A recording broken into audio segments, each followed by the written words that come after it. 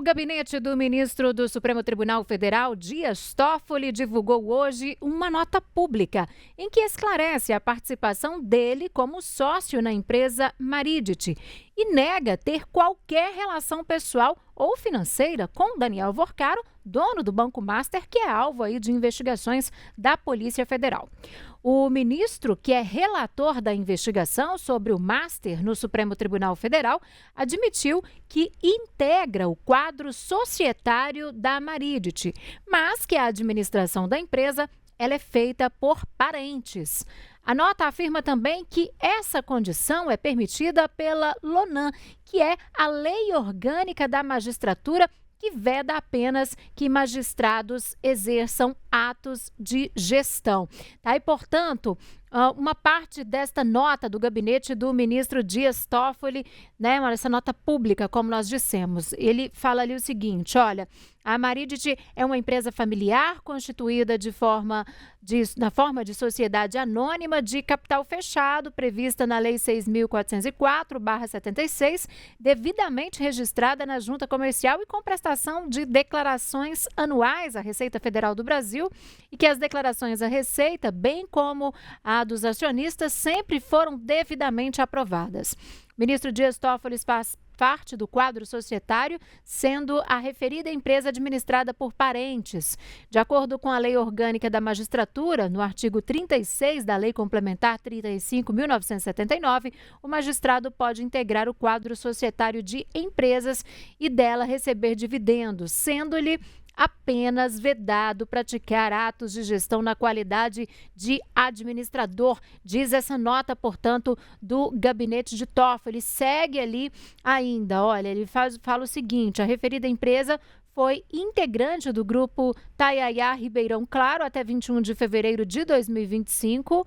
A participação anteriormente existente foi integralmente encerrada em meio de duas operações sucessivas, sendo a primeira venda de cotas ao Fundo Arlen em 27 de setembro de 2021 e a segunda, a alienação do saldo remanescente à empresa PHD Holding em 21 de fevereiro de 2025.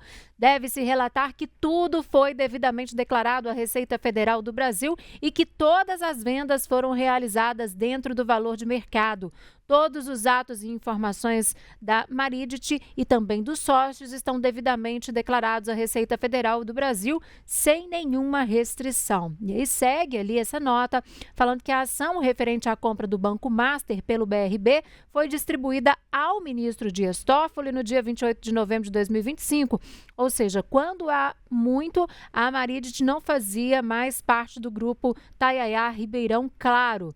Ademais, o ministro desconhece o gestor do Fundo Arlen, bem como jamais teve qualquer relação de amizade, muito menos amizade íntima, com o investigado Daniel Worcaro. Finaliza ali dizendo que o ministro esclarece que jamais recebeu qualquer valor de Daniel Worcaro ou do cunhado Fabiano Zettel. Pois é, vale destacar que essa nota do ministro Dias Toffoli, ela vem um dia depois de o diretor-geral da Polícia Federal, o Andrei Rodrigues, entregar ao ministro Edson Fachin, presidente do STF, um relatório com dados, né, do celular de Daniel Worcaro. A gente falou por aqui dessa quebra de criptografia, né, no celular de Worcaro. Esse celular que foi apreendido na Operação Compliance Zero da Polícia Federal, que investiga fraudes financeiras no Banco Master, liquidado pelo Banco Central em novembro, e continha aí menções ao ministro Dias Toffoli. No entanto, o conteúdo não foi detalhado, só a gente sabe que teve menções, mas não sabe quais são essas menções. Segundo investigadores, a Polícia Federal apura se houve pagamentos a Toffoli relacionados a Daniel Worcaro e ao Banco Master, e quer avançar aí nessa frente, né? Nos bastidores, a informação é que a permanência de Dias Toffoli nessa relatoria é insustentável de fato. Mesmo que ele apresente aí explicações, mas como justificar, né, a situação tendo aí recebido recursos ligados ao Banco Master, alvo desse inquérito pelo qual ele mesmo é o responsável, né? É um pouco estranho isso. E só para contextualizar, no dia 22 de janeiro, o Procurador-Geral da República, o Paulo Gonet, arquivou uma representação que pedia o afastamento de Toffoli da investigação do Master. Esse pedido foi apresentado por deputados dos partidos Novo e PL. Eles alegavam possível impedimento ou suspeição de Toffoli.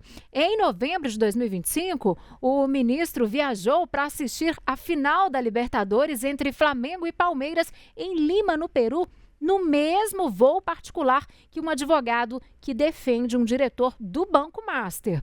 Também em janeiro, o jornal Estado de São Paulo revelou aí que a sede da empresa dos irmãos de Toffoli, que tinha participação no Resort Itaiaia, funciona em uma casa.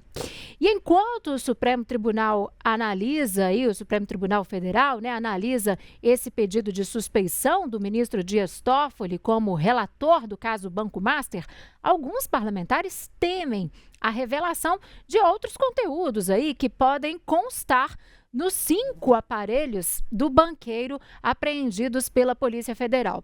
Congressistas que frequentavam os imóveis de Vorcaro e também festas bancadas por ele, estão de fato preocupados aí com possíveis textos e principalmente, gente, com áudios, com vídeos de encontros, nesses encontros que aconteceriam em um hotel de luxo no Rio de Janeiro e em uma mansão em Trancoso, na Bahia. Deputados contaram à equipe de O Tempo lá em Brasília que essas reuniões tinham muita bebida importada, inclusive, comida fina e convidadas. E o presidente do Supremo Tribunal Federal, Edson Fachin, encerrou a sessão do pleno de hoje mais cedo. Exatamente para quê? Para uma reunião entre os ministros. Fachin, ele chegou a anunciar ali a conversa, logo no início da sessão. Vamos lá para Brasília saber mais informações sobre esse assunto? Lulandim, diante aí dessa repercussão e da reunião convocada por Fachin com os ministros, há algum indicativo de que o Supremo possa reavaliar essa permanência do ministro Dias Toffoli na relatoria desse caso do Banco Master, hein?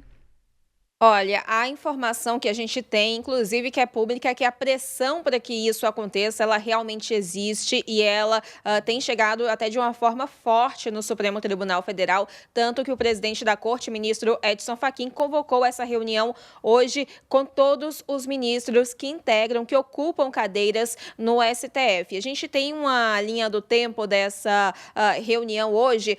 Ela foi anunciada pelo presidente do STF ainda ali no início da sessão do plenário, por volta de 2 horas, 2 e pouco. Os ministros encerraram essa sessão às 4 horas da tarde, seguiram para o gabinete de Fachin e a informação que a gente tem é de que a reunião, de fato, o início da discussão sobre esse caso envolvendo o ministro Dias Toffoli começou às 5h15 da tarde. Então, um pouco mais ali de 1 hora depois do final da sessão, mas agora há poucos minutos, por volta de 7 horas da noite, essa reunião ela foi finalizada, mas com uma pausa, porque há uma intenção de que os ministros retornem às 8 horas, então com intervalo aí de 1 hora, indicando que não há um consenso ainda sobre esse assunto. E os ministros saíram da sala da presidência no Supremo Tribunal Federal sem prestar qualquer declaração, fazer qualquer manifestação. O repórter Gabriel Ferreira Borges está lá acompanhando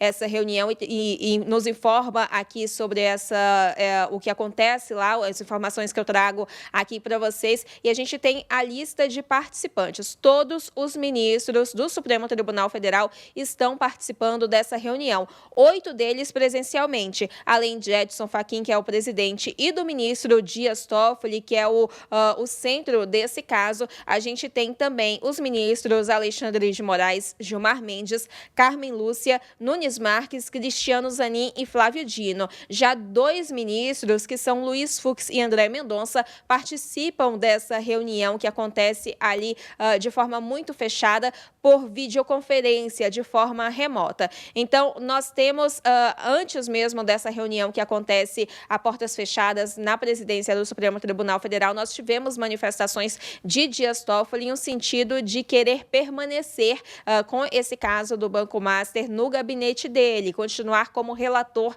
desse caso, desse processo que tramita no Supremo Tribunal Federal. Mas a gente lembra que existe toda essa pressão e todas essas informações acusações que vêm sendo divulgadas envolvendo o nome do ministro, que de certa forma causam alguma contaminação, e não há um interesse também do Supremo Tribunal Federal, mais especificamente ali da cúpula, de enfrentar um desgaste à imagem da corte com essa situação. Então, isso tudo é discutido ali nessa reunião. Lembrando, houve uma pausa agora às 7 horas da noite e os ministros vão voltar a se reunir às 8 horas, daqui a quase uma hora, para continuar discutindo esse caso que envolve Dias Toffoli. Lu, o presidente da Comissão de Assuntos Econômicos do Senado, ele está articulando para que o Daniel Worcaro preste depoimento no Senado no próximo dia 24, né? Agora, lembrando que até então também ele estará confirmado, de certa forma, na CPMI do INS, se não me falha a memória, no dia 26, né? Exatamente. No dia 26 de fevereiro, o presidente da CPMI do INSS, senador Carlos Viana, disse que já está tudo acordado, um acordo construído para que Daniel Worcaro, dono do Banco Master, compareça e preste as informações necessárias relativas, inclusive, a empréstimos consignados concedidos pelo Banco Master nessa CPMI do INSS. Mas hoje a gente teve essa nova negociação envolvendo o senador Renan Calheiros nesse grupo de trabalho da Comissão de Assuntos Econômicos do Senado, que acompanha esses desdobramentos do Banco Master. Renan disse que está em contato com Daniel Worcaro, que o dono do Banco Master tem um interesse em comparecer e falar, e que Renan tenta marcar essa audiência para o dia 24 de fevereiro. Então, 2 dias antes da ida de Worcaro, que, de acordo com Viana, está confirmada para a CPMI do INSS. Renan, no dia de hoje, falou ao Tempo Brasília sobre essa disputa ali, né, que a gente até fala, uma diferença de 2 dias para a ida de Worcaro entre um grupo de trabalho e uma CPMI. Ele disse que uma comissão mista é uma outra frente de trabalho e que o trabalho do grupo é temporário e permanente, que é competência da Comissão de Assuntos Econômicos e que não tem nada a ver com a CPMI do INSS. Então, uma defesa de Renan para que Worcaro compareça a esse grupo de trabalho, fale a esse grupo de trabalho que acompanha esse caso do Banco Master, da Comissão de Assuntos Econômicos do Senado, no dia 24 de fevereiro. E também a gente tem essa previsão da ida de Worcaro também à CPMI do INSS no dia 26, 2 dias depois. Ok, Luí, olha só, gente, este é o assunto da nossa enquete, viu? Tem uma pergunta para você aqui. A pergunta é a seguinte: o ministro Dias Toffoli, na sua avaliação, ele deveria se afastar da relatoria do caso do Banco Master? O que você pensa sobre esse assunto? Deveria se afastar ou não? É só você clicar aqui em sim ou não. E aí é importante, a gente quer saber a sua opinião. O que você está entendendo, o que você pensa disso tudo que está acontecendo aí no Banco Master envolvendo o ministro Dias Toffoli, né? Deixa a sua mensagem para a gente aqui no chat depois de você votar também. Olha só, vou ler aqui o comentário do Joel. Ele está dizendo que a situação não está boa para o Toffoli nesse caso do Banco Master e é melhor ficar fora do julgamento. Ronaldo está dizendo que deveria sofrer um impeachment. Bom, e em relação a este assunto, Ronaldo, o deputado federal Nicolas Ferreira, do PL de Minas Gerais, cobrou o presidente do Senado Federal, Davi Alcolumbre, né, de abrir exatamente um processo de impeachment contra o ministro Dias Toffoli.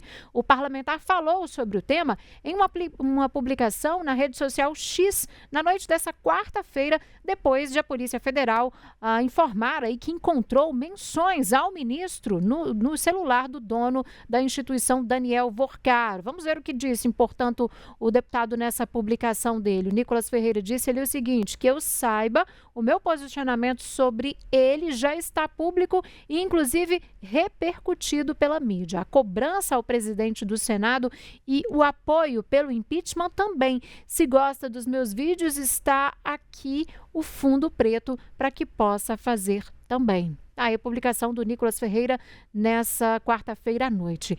Bom, e sobre todo esse assunto, todos esses desdobramentos envolvendo o caso Banco Master, nós vamos conversar agora com o advogado criminalista, o Carlos Henrique Urquiza, a quem eu já dou as boas-vindas aqui ao Tempo News. Já começo perguntando, Carlos, quem decide aí sobre um eventual afastamento do relator, que é o ponto alto dessa discussão hoje, hein? O próprio ministro Fachin, o plenário do Supremo ou há aí um outro procedimento previsto? Boa noite para você. Boa noite, Cília. Sempre um prazer e um privilégio falar para vocês aqui e colaborar com esse jornal, com esse veículo. Bom, nesse caso em que tem uma alegação de suspeição, o relator vai ser o presidente, ele vai tomar as decisões imediatas. Então, se no caso ele observar que é um absurdo essa alegação, que não tem qualquer fundamento, ele deverá arquivar. Agora, se esse processo andar, se ele for instaurado e proceder e continuar, será levado ao plenário e a decisão será decidida pelo plenário. Em caso de alguma dúvida, ficar a votação empatada, ele ainda vai ter o voto de Minerva. Então, ele continua tendo uma posição como relator aí determinante para esse procedimento. Olá, Carlos, boa noite. Eu queria entender justamente esse ponto, que você explicasse um pouco mais sobre como funciona essa questão de suspeição de um ministro, né? Em que casos ele realmente pode ser afastado? Na sua avaliação, as informações que saíram até aqui são suficientes para que esses pedidos feitos de afastamento de Toffoli eles sejam aceitos de alguma forma? Isso depende, então, de uma votação dos ministros, né? Não pode ser uma decisão individual do presidente da corte? Perfeito, Luciane. Isso tem que ser feita uma apreciação muito técnica, muito precisa sobre isso, tá? Porque envolve toda uma investigação e envolve um processamento de informações dentro do sistema jurídico. Veja só, o delegado da Polícia Federal, a autoridade que deu a informação, ela tem 4 fases. Ele recebe, em primeiro momento, dados, informações da realidade. Depois, no segundo momento, ele verifica, na sua opinião, se aquilo corresponde a um crime ou a quais crimes e reúne indícios que, na percepção dele, indicam que alguém cometeu. Se nessas 3 fases aí, das 4 que eu falei, existe uma suspeita de que existe uma autoridade que vai julgar o caso envolvida, né, ele pode recomendar ou não que essa autoridade se afaste. O problema é que essa comunicação, apesar de não ter um efeito vinculante, apesar de não determinar que o STF proceda de uma ou outra forma, cria a ideia de que pode haver fundamento desse posicionamento. Vai ser decidido com o STF, né, ao longo desse processamento da suspeição, se ela for aceita. E aí o plenário vai decidir. Mas, independente disso, cria a preocupação em que, olha, uma autoridade falou que acha que ele pode estar suspeito. Isso, a rigor, pode ser, inclusive, né, e por isso a indicação aí do Nicolas de impeachment, pode ser um crime de responsabilidade se a autoridade, um ministro do STF, fala que julga a causa, toma uma decisão e era suspeito, tá certo? Agora, Carlos, é o seguinte, a lei orgânica da magistratura, ela permite que magistrados integrem aí o quadro societário, né, desde que eles não pratiquem atos de gestão. Agora, essa previsão por si só afasta algum questionamento jurídico? Afasta essa possibilidade de questionamento jurídico? Veja só, dentro do que foi o que tem de fatos analisados pelo ministro, então ele falou, olha, sobre esses fatos eu tenho isso a dizer. Dentro do que ele apresentou, ele construiu adequadamente um posicionamento com fundamento legal. Então, dentro do que ele apresentou ali, do que ele analisou, não há razões para suspeição dele. Isso é bem claro. Mas se alguma outra coisa for apresentada, for trazida, que não está dentro do que ele analisou, pode ser que entre numa situação de suspeição. E essa é a grande preocupação, em ter algo que não está sendo analisado, em ter alguns fatos ou ter alguma classificação jurídica que não está dentro das gavetas que ele pôs a situação trazida. Então, dentro do que ele apresentou, não. Mas se houver novos fatos, se houver uma outra situação mais abrangente ou diferente dessa aí a situação muda um pouco. Essa investigação da Polícia Federal, Carlos, ela pode avançar mesmo com o ministro Dias Toffoli permanecendo na relatoria desse caso ou há risco de nulidade futura do caso?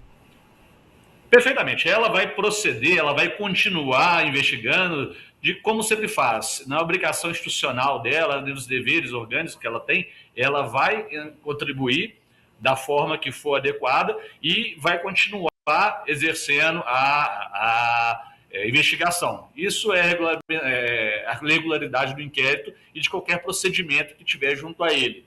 Se houver alguma nulidade, se houver alguma decisão de uma autoridade suspeita, isso faz voltar, né, essas decisões elas serem revistas e terem que ser tomadas novamente. Agora, o que puder ser aproveitado, ou seja, o que for produzido de prova, de indício, independente da atuação do ministro, isso pode ser aproveitado. O que não pode acontecer são provas, decisões derivadas de uma autoridade que é suspeita ou é incompetente para o caso, né? Então, dentro das investigações, elas vão correr independente da natureza da intervenção do ministro, né, como autoridade que está relatando esse inquérito, está acompanhando esse inquérito.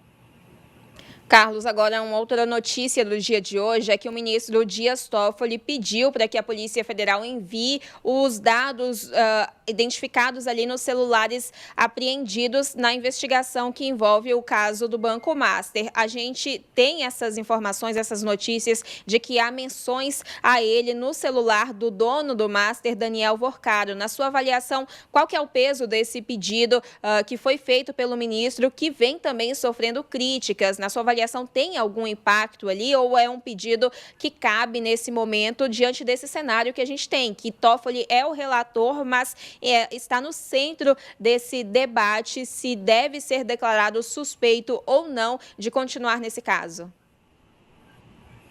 Ótima pergunta. Existem dois interesses legítimos aí. De um lado, tem a intenção do ministro de preservar a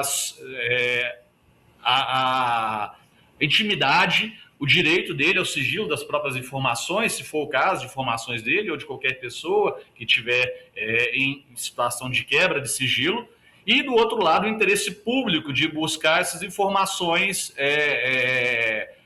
dentro do que for possível ou passível de cometer, de ter um crime ocorrendo. O que acontece aí nesse embate? A opinião pública acaba gerando aquela falsa compreensão de que quem não deve não teme, ele pode mostrar, entregar tudo, mas veja que essa disposição pública de informação coloca em xeque o direito fundamental à intimidade. Mesmo se ele tivesse ou não tiver qualquer relação com essa situação, não estou falando se é crime ou não é, mas o envolvimento, né, talvez da forma como ele mesmo indicou, né, de um investidor indireto ou então participante, não gestor, de qualquer forma, a exposição das informações dele não são legítimas se não tiverem nenhum interesse criminal. Né? Qualquer pessoa envolvida, mesmo se não for investigado ou formalmente responsável, não falo em culpado ou inocente, não quer ou não é devida a exposição das informações pessoais de todos os diálogos dessa pessoa. Não é porque teve a menção a ela, de qualquer forma, ou então teve uma relação formal, que há interesse em divulgar essa informação e é legítimo disponibilizar à população, disponibilizar publicamente as informações de conversas, de diálogo. Então tem que ser levado em consideração também a intimidade dessas pessoas e talvez do próprio ministro, certo? Se ele, e essa posição dele, veja bem, isso é muito importante, se ele está convicto de que não tem nenhuma relação de interesse criminal com esse contexto, é condizente com essa postura dele também, então não é conflitante em primeiro momento, mas de alguém que não se vê responsável por nada ou com interesse criminal na situação, ele chamar esses procedimentos para si, para apurar se há uma violação ou não de direitos fundamentais de intimidade por essa disposição dessas conversas, né? E aí, talvez, se houver alguma coisa que mude o cenário dessas informações que ele prestou, talvez assim ele se posicione de forma diferente, fala assim, olha, eu não tenho interesse aí, não teve envolvimento, mas como está aparecendo essa informação de forma dúbia, talvez convenha me declarar suspeito. Então, ele recebendo isso, talvez ele mude de posicionamento, né? Ou talvez só se mantenha coerente com a forma que ele procedeu até agora. Carlos, quando a gente fala ali da citação, né, foi divulgado que o nome do ministro apareceu aí no aparelho celular, né, no caso de uma pessoa investigada, como é o Daniel Vorcaro, né? O fato de ter citado o nome ali de um ministro, isso por si só já configura base para a investigação sobre conflito de interesse? Ótimo. Essa pergunta tem a ver com a legitimidade que o STF, vamos dizer assim, tem para atrair a competência para ele. Se é indicado que há uma autoridade com prerrogativa de foro, essa investigação tem que ser conduzida pelo STF. Agora, se isso efetivamente envolve um interesse criminal na causa, um fato penalmente ou potencialmente relevante, isso vai ser juízo dele próprio, do próprio tribunal, o que gera uma dúvida sobre uma autoridade que tem potencialmente o envolvimento na causa, se ele vai de maneira justa, adequada, se afastar quando for devido, ou se ele vai agir de forma inadequada ao cargo. E essa é a grande preocupação, não é? Não me parece, em qualquer momento do discurso do ministro, que ele se veja dessa forma comprometido com o que foi citado, certo? Mas isso pode mudar a qualquer momento e é claro, né? A gente não pode ter uma precisão nas nossas afirmações técnicas sem o acesso, sem a leitura desse conteúdo. Agora, em relação a prazos, né? A gente falou dessa reunião convocada pelo Fachin hoje, que encerrou a sessão um pouco mais cedo para realizar essa reunião. Fez uma pausa ali, como a Luciane trouxe informações para a gente, deve voltar por volta de 8 horas da noite, né?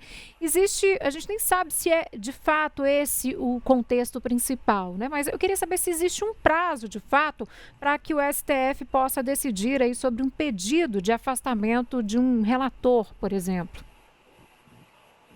Não, existe um prazo para ser feito esse pedido, né? Mas de qualquer forma, essas decisões são prazos que a gente chama de qualquer decisão da justiça, são prazos que a gente entende que eles não são peremptórios, são prazos que eles não são seguidos à risca. Se há um interesse ou um obstáculo ou uma dificuldade maior para se posicionar sobre qualquer assunto, entende-se que o judiciário tem toda a legitimidade para flexibilizar esses prazos. Então, a gente não pode contar com isso como um marco peremptório para qualquer decisão. O que se entende que tem que ser razoável, né, de acordo com a complexidade. Então, o que me parece é que dessa situação a gente vai ver uma das três seguintes saídas. Ou eles vão se posicionar falando que não há nenhuma irregularidade aparente e deve seguir da forma que está sendo feito com o processamento. Ou eles tomam um posicionamento de revisão da posição do Toffoli nessa situação. Ou pode ser uma terceira em que se busca mais informações sobre um dado assunto, sobre um dado aspecto da investigação. Esse terceiro lado me surpreenderia muito, pois colocaria o STF numa posição politicamente sensível entre os próprios ministros, porque gera um voto, vamos dizer assim, de desconfiança em relação à forma como o ministro Dias Toffoli até agora se posicionou, até a forma que ele conduziu até agora esse inquérito. Agora, existe alguma forma, Carlos, de algum mecanismo, eu digo, para afastar o relator de um processo aí sem comprometer o andamento dos trabalhos? Olha, se ele for afastado, imediatamente ele será substituído, né? O inquérito ele está caminhando de qualquer forma, independentemente da gestão. Então, quer dizer, existe um controle pelo judiciário, sem dúvida, mas as iniciativas, os atos privativos de investigação pelo delegado de Polícia Federal, pela Polícia Federal, eles vão ser conduzidos independente dessa gestão que vai ser feita do Judiciário em relação ao presidente, a formação, a composição desses incidentes de suspeição, impedimento, qualquer que for. Então, em relação a isso, não tem alteração significativa. Certo, então, advogado criminalista Carlos Henrique Urquiza. Carlos, muito obrigada, viu, por estar conosco aqui no Tempo News para falar desse assunto que tem gerado tanta repercussão, despertado tanta curiosidade, as pessoas têm dúvidas, né? Que bom tê-lo aqui para a gente tentar entender um pouco sobre tudo que está acontecendo. Muito obrigada e até uma próxima.